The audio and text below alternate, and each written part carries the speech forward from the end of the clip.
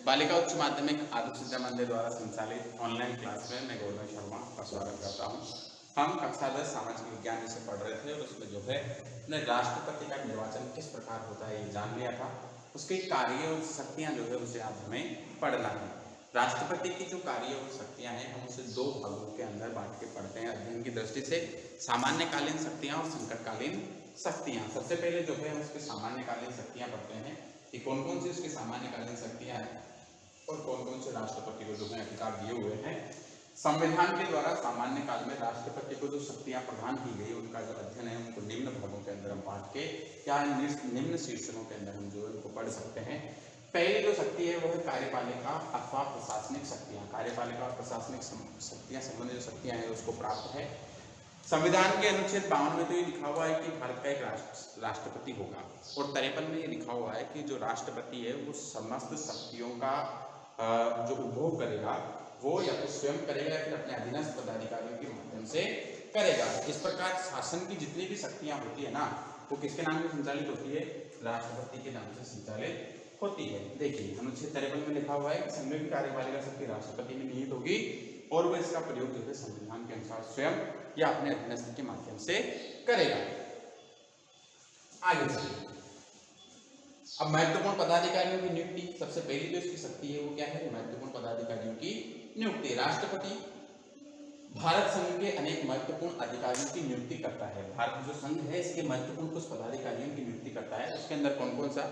देखिए, प्रधानमंत्री की सलाह से अन्य मंत्रियों की मंत्रिमंडल बनाने का जो कार्य है वो वैसे तो सामान्य रूप से प्रधानमंत्री के पास शक्तियां होती है कि प्रधानमंत्री चाहे उस व्यक्ति को जो भी मंत्रिमंडल के अंदर सम्मिलित कर सकता है, लेकिन उनको नियुक्त करने की या उनको शपथ दिलाने की जो शक्ति है वो किसके पास होती है? राष्ट्रपति के पास होती है। ऐसे ही राज्यों के जो राज्यपाल हैं, प्रधानमंत्री की सलाह से अन्य मंत्रियों की नियुक्ति राष्ट्रपति के द्वारा की जाती है। साथ ही सभी राज्यों की जो राज्यपाल हैं उनकी नियुक्ति भी राष्ट्रपति करता है। राज्यपाल की नियुक्ति के संबंध में वैसे तो कोई उपबंध नहीं है, लेकिन हल्का सा ये है कि एक प्रकार की ये परंपरा बन गई कि जिस भी राज्य के लिए राज्यपाल बनाया जा रहा है तो वहाँ के मुख्यमंत्री से जो है राष्ट्रपति थोड़ी सी सलाह वगैरह ले लेता है कि वो उपयुक्त है या नहीं। और राज्यपाल जो है किसी भी राज्य के लिए अगर हम बना रहे हैं तो उस राज्य का निवासी नहीं होना चाहिए, इतना सा ध्यान रखा जाता है, ताकि उसकी नियुक्ति भी जो है राष्ट्रपति करता है। और जब राज्य के अंदर राष्ट्रपति शासन लगता है तो उस राष्ट्रपति शासन का जो है लगाने का काम जो होता है वो किसके द्वारा किया जाता है? राज्यपाल के द्वारा किया जाता है, क्योंकि राष्ट्रपति का नेतृत्व कर रहा है कौन? राज्यपाल। उच्चतम न्यायालय और उच्च न्यायालय के जो न्यायाधीश हैं उनकी नियुक्ति भी किसके द्वारा की जाती है? राष्ट्रपति के द्वारा की जाती है। उनको शपथ दिलाने का कार्य जो है वो भी राष्ट्रपति के द्वारा किया जाता है। अगर हम यूँ देख लें कि उच्चतम न्यायालय के अंदर राष्ट्रपति दिला रहा है तो उच्च न्यायालय के अंदर राज्यपाल दिलाएगा क्या? नहीं, उच्च न्यायालय के न्यायाधीश की नियुक्ति भी कौन करता है? राष्ट्रपति करता है। महालेखा परीक्षक जो है हमारे सीएजी के जो है उनको भी नियुक्ति राष्ट्रपति के द्वारा होती है। और संघ लोक सेवा आयोग के अध्यक्ष और सदस्य तथा विदेशों के अंदर जो हमारे राजदूत भेजे जाते हैं उन राजदूतों जो हमारे असेंबलियां वगैरह होती है उन राजदूतों की जो है नियुक्ति भी राष्ट्रपति करता है। इस प्रकार प्रमुख पदाधिकारी कौन कौन हो गए? तो प्रधानमंत्री और उसका मंत्रिमंडल जो है प्रधानमंत्री की सलाह से अन्य मंत्रियों की नियुक्ति करता है, राज्यपाल की नियुक्ति करता है। उसके अलावा लोक सेवा आयोग जो है उसके जो पदाधिकारी है उनकी नियुक्ति करता है, महालेखा परीक्षक की नियुक्ति करता है, जो संघीय लोक सेवा आयोग है उसके अध्यक्ष की, उच्च न्यायालय और उच्चतम न्यायालय के न्यायाधीशों की और विदेशों में राजदूत की नियुक्ति का कार्य किसका होता है? राष्ट्रपति का होता है। होने में तो ये सारी नियुक्तियां प्रधानमंत्री और उसके मंत्रिमंडल की सलाह से होती है, लेकिन उनकी नियुक्तियां कराने का जो काम है वो किसके द्वारा होता है? राष्ट्रपति के नाम से उनकी नियुक्तियां दी जाती है। आगे से शासन संचालन संबंधी शक्ति। इस संबंध में उसके द्वारा विभिन्न प्रकार के नियम बनाए जा सकते हैं। संसद के दोनों सदनों की संयुक्त बैठक, सर्वोच्च न्यायालय के अधिकारियों व कर्मचारियों की नियुक्ति तथा नियंत्रक व महालेखा परीक्षक की शक्तियों के संबंध में नियमों का निर्माण करता है। मंत्रिपरिषद के सदस्यों के बीच विभागों का विभाजन उसके द्वारा किया जाता है। होने में तो ये सारी चीजें जो है राष्ट्रपति प्रधानमंत्री के माध्यम से करता है। प्रधानमंत्री जो होता है वो अपने जो उसका लोकसभा का अगर नेता होता है तो उसके जो उसमें से सदस्य होते हैं उनमें से मंत्री बनाता है। ठीक है, जितने उनकी सदस्य संख्या है उसका 1/15 भाग जो है वो मंत्री बन सकते हैं। उनकी मंत्रियों को बनाने का, उनके विभाग जो होते हैं उनको तय करने का कार्य प्रधानमंत्री का होता है, लेकिन औपचारिक रूप से जो है राष्ट्रपति उनकी नियुक्तियां करता है। उनमें विभागों का बंटवारा कौन करता है? राष्ट्रपति करता है। आगे चलिए, वैदेशिक क्षेत्र में शक्ति। भारतीय संघ का वैधानिक प्रमुख होने के नाते राष्ट्रपति वैदेशिक क्षेत्र में भारत का प्रतिनिधित्व करता है। वह विदेशों में स्थित भारतीय दूतावासों के लिए राजदूतों व कूटनीतिज्ञों की नियुक्ति करता है और विदेशों में राजदूत व राजनयिक प्रतिनिधियों के प्रमाण पत्र को स्वीकार करता है। विदेशों से संधियां और समझौते भी राष्ट्रपति के नाम से किए जाते हैं। करता तो प्रधानमंत्री है, प्रधानमंत्री विदेश दौरों पे जाता है, सारे संधि पत्र जितने होते हैं, जितने समझौते हैं, उन सब से जो है प्रधानमंत्री अपनी वार्ता करता है मंत्रिमंडल की सलाह से, लेकिन वो राष्ट्रपति के नाम से किए जाते हैं। किसके नाम से किए जाते हैं? राष्ट्रपति के नाम से किए जाते हैं, क्योंकि हमारे राष्ट्र के अध्यक्ष कौन है? प्रधान राष्ट्रपति हैं। और शासन संचालन की जो इकाई है उसके अध्यक्ष कौन है? प्रधानमंत्री। आगे चलिए, सैनिक क्षेत्र में शक्तियां। राष्ट्रपति, हम बचपन से पढ़ते आ रहे हैं कि भारत जो है यहाँ की तीनों सेनाओं का जो प्रमुख होता है वो कौन होता है?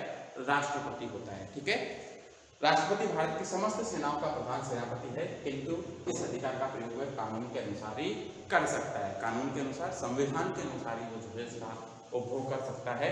प्रतिरक्षा सेवाएं, युद्ध और शांति आदि के विषय में कानून बनाने की शक्ति केवल संसद को प्राप्त है, राज्य विधानसभाओं को प्राप्त नहीं है, केवल संसद को प्राप्त है।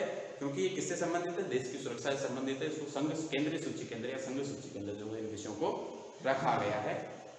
अतः भारतीय राष्ट्रपति संसद की स्वीकृति के बिना न युद्ध की घोषणा कर सकता है और नहीं सेनाओं का प्रयोग कर सकता है। पहले जो है आंतरिक अशांति के नाम पर, किसके नाम पर?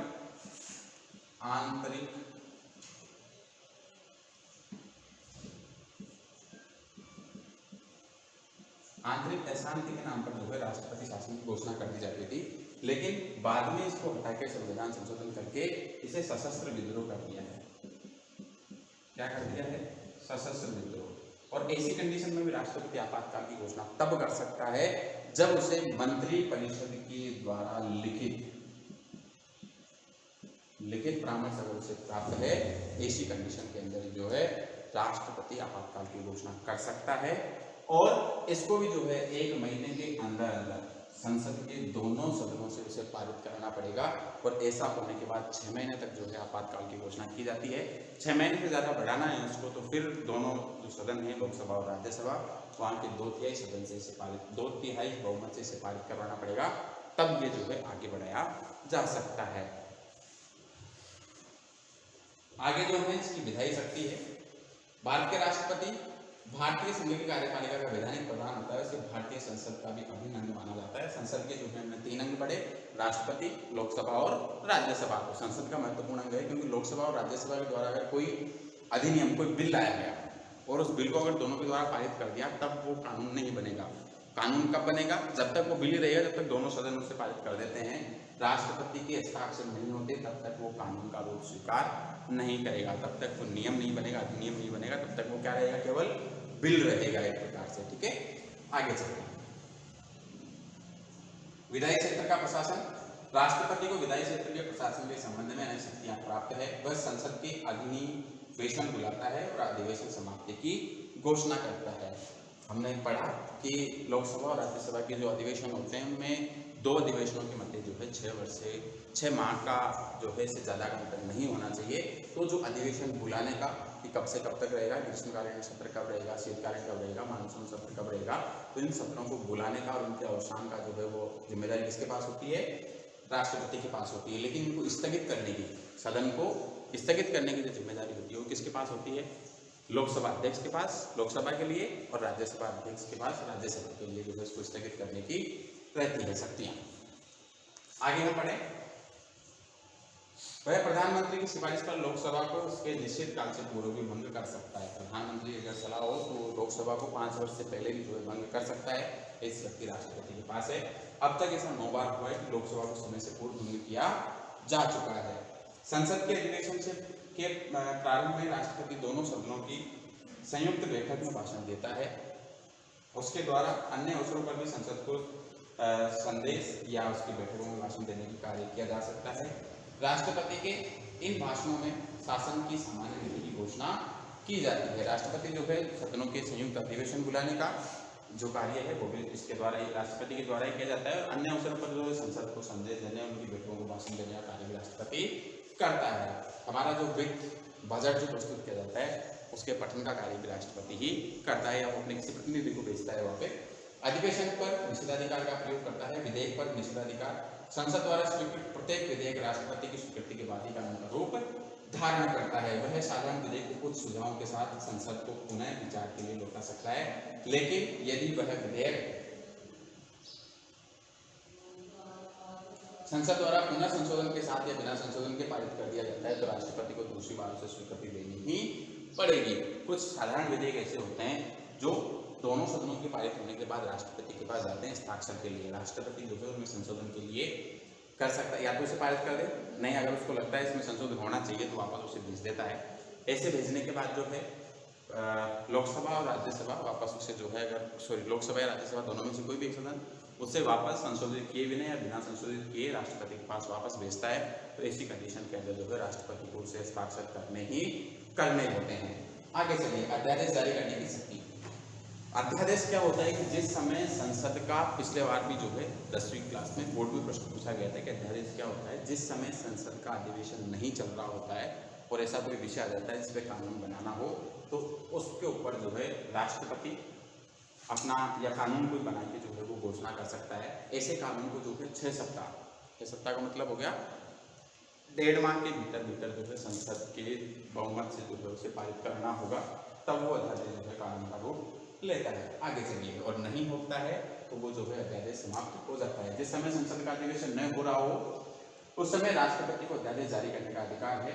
यह अध्यादेश संसद का अधिवेशन प्रारंभ होने के 6 सप्ताह तक लागू रहेंगे।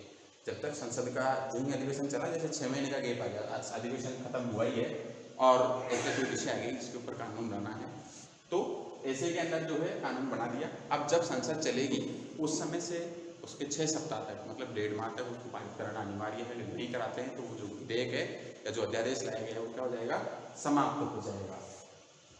6 माह बाद वो लागू रहेंगे, लेकिन संसद चाहे तो उसके द्वारा अवधि से पूर्व भी इस अध्यादेश को समाप्त कर सकती है। नेक्स्ट जो है वो इसकी वित्तीय शक्तियां हैं। राष्ट्रपति प्रत्येक वित्तीय वर्ष के प्रारंभ में संसद के दोनों सदनों के सम्मुख भारत सरकार को उस वर्ष के लिए आय व्यय का जो विवरण होगा वो रखेगा। आय व्यय का विवरण मतलब बजट जो है उसको प्रस्तुत करेगा। इसकी आज्ञा के बिना धन विधेयक और अनुदान मांगे लोकसभा में प्रस्तावित नहीं की जाएगी। जो धन विधेयक होता है, अनुदान मांगे होते हैं, किस चीज़ के ऊपर कितना अनुदान होना चाहिए, जैसे कोई परियोजना चल रही है उसके अंदर कितना खर्च होना चाहिए, सब जो है किसकी आज्ञा से होंगे, राष्ट्रपति की आज्ञा से होंगे। कोई विधेयक धन विधेयक होगा या नहीं होगा इसका फैसला तो कौन करता है, लोकसभा अध्यक्ष करता है। कौन करता है, लोकसभा अध्यक्ष। लेकिन इन मांगों को, धन विधेयक से संबंधित मांगों को और अनुदान मांगों को जो है लोकसभा में प्रस्तावित जब की जाएगी जब राष्ट्रपति की आज्ञा होगी। राष्ट्रपति की आज्ञा नहीं होगी फिर प्रस्तुत नहीं की जाएगी। आगे चलिए, कुछ इसकी न्यायिक शक्तियां होती है। संविधान में न्यायपालिका की स्वतंत्रता के सिद्धांत को अपनाया गया है। मतलब न्यायपालिका ने जो फैसला दे दिया उसके अंदर कोई संशोधन नहीं होता। इसमें जरूरी ये होता है कि न्यायपालिका हमारी जो है वो कितनी स्तरीय, त्रिस्तरीय है। ठीक है, जिले पे, राज्य पे और हमारा जो केंद्र है उस पे। ठीक है, सबसे ऊपर कौन है, उच्चतम न्यायालय, फिर उच्च न्यायालय और फिर अधीनस्थ न्यायालय, हमारे जो जिला न्यायालय होते हैं, क्षेत्रीय न्यायालय होते हैं वो होते हैं। यहाँ के फैसले को लेके हम उच्च न्यायालय में जा सकते हैं। ठीक है, निचले अदालत का जो फैसला होता है उससे हम असंतुष्ट होते हैं तो जो कुछ इसकी राशि होती है वो जमा करने के बाद हम ऊपरले न्यायालय के अंदर इसमें जा सकते हैं। और उच्च न्यायालय से असंतुष्ट होने पर उच्चतम न्यायालय के अंदर जो है हम जा सकते हैं। लेकिन जो उच्चतम न्यायालय ने दे दिया वो फैसला अंतिम होता है।